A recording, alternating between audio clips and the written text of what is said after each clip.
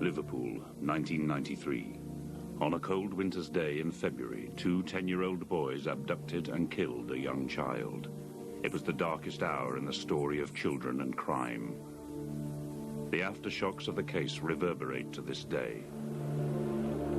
They decided to kill him. They didn't have to do that. It was a deliberate decision. At the time, there was, across the nation, a profound sense of sorrow, even anguish about the crime. Nowhere was it felt more strongly than in Liverpool itself. I had nightmares for weeks afterwards. You blame yourself. You think, why didn't I say to them, lads, what are you doing with them? Again and again, the question was asked how such an event could have occurred and why two children could have done something so terrible. Some saw it as a sign of a society which had lost control of its children, others as an outburst of evil. The problem as to why it happened is something that will be debated for many, many years. Talk about a riddle wrapped up inside an enigma. This is a classic case of that. What is happening, YouTube? You are watching JME-TV, and today we're in Kirkland Cemetery over in Liverpool.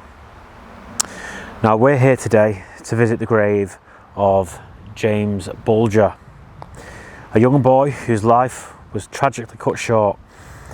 So follow me as we walk through the path of this cemetery to find his final resting place and to talk a little bit about his life and what happened.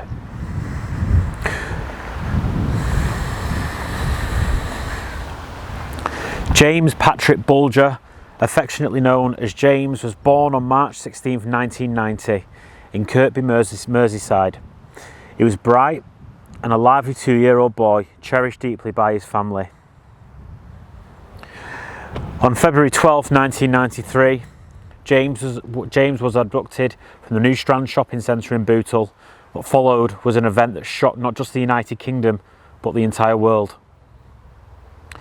James was led away by two 10-year-old boys, Robert Thompson and Jon Venables, in a senseless act that would end in his brutal murder.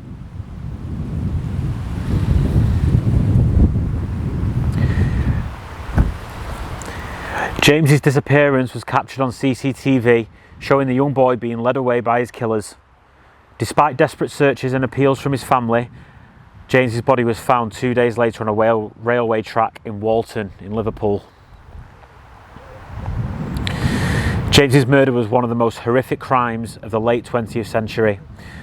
Thompson and Venables, both just 10 years old at the time, were tried as adults and found guilty of their murder. They became the youngest convicted murderers in modern British history.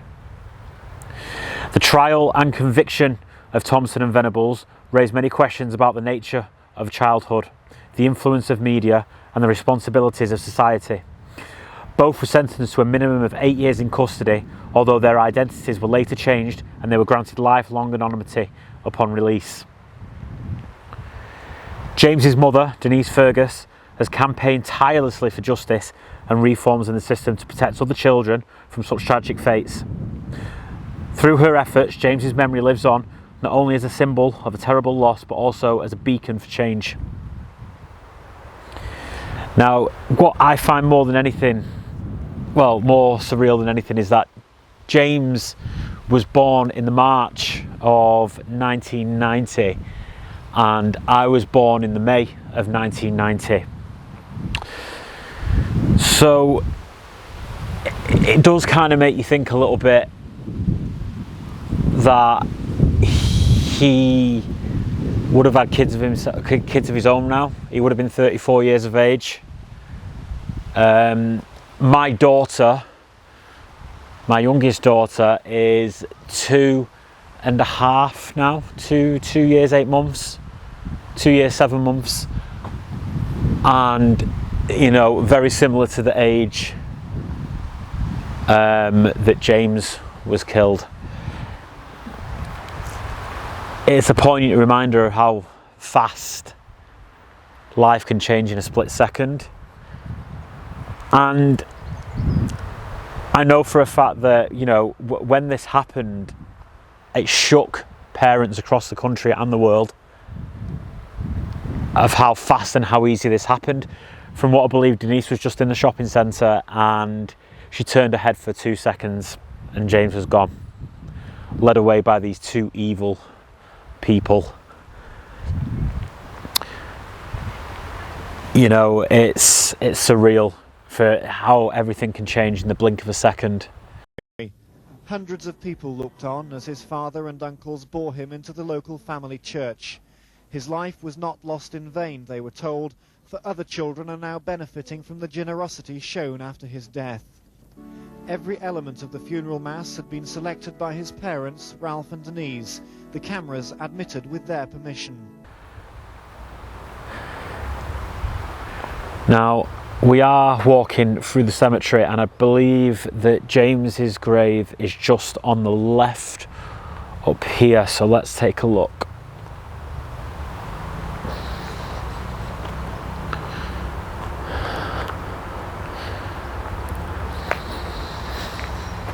And I think I found it, guys.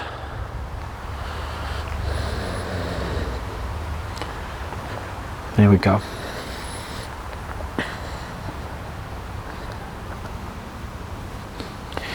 In loving memory of our beloved son,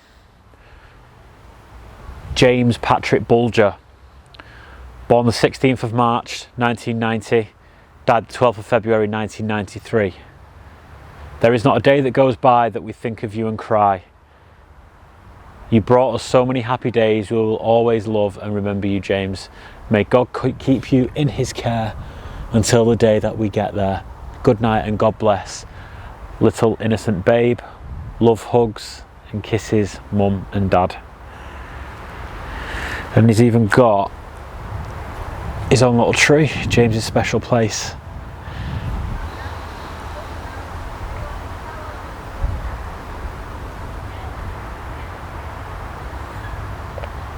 Such a sad story. Totally innocent, and those two evil scumbags took his life away from him. Rest in peace, James. I hope you are at peace.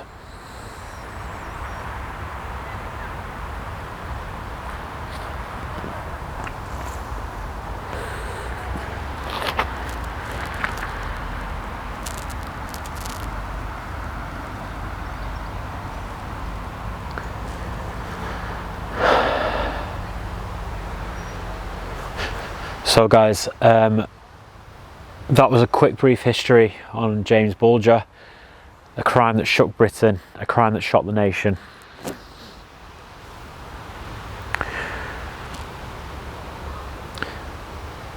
I think as well, I don't even want to stand near his grave when I mention those two animals' names.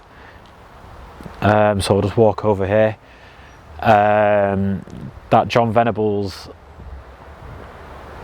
I believe he is still in jail. He's been found with CP all over his computers and devices. They were sentenced to 8 years. It just wasn't long enough, and I don't think there'll ever be. I don't think there'll ever be justice in that. And the fact that they get to hide their identities makes it even more sickening. They shouldn't be allowed to do that, but that's just my opinion. I'm trying to not get political on this channel. I don't want to get political, but I'm sure everyone on here probably agrees with me that those two animals should not be in public anymore.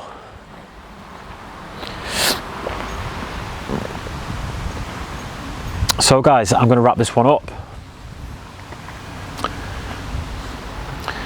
So, if you've got any suggestions that you'd like me to do, any celebrities that you'd like, write them in the comments on this. So if you can like, share, follow, subscribe, hit that bell for new updates for new videos, that'll be perfect. Let's wrap this up, guys. See you later.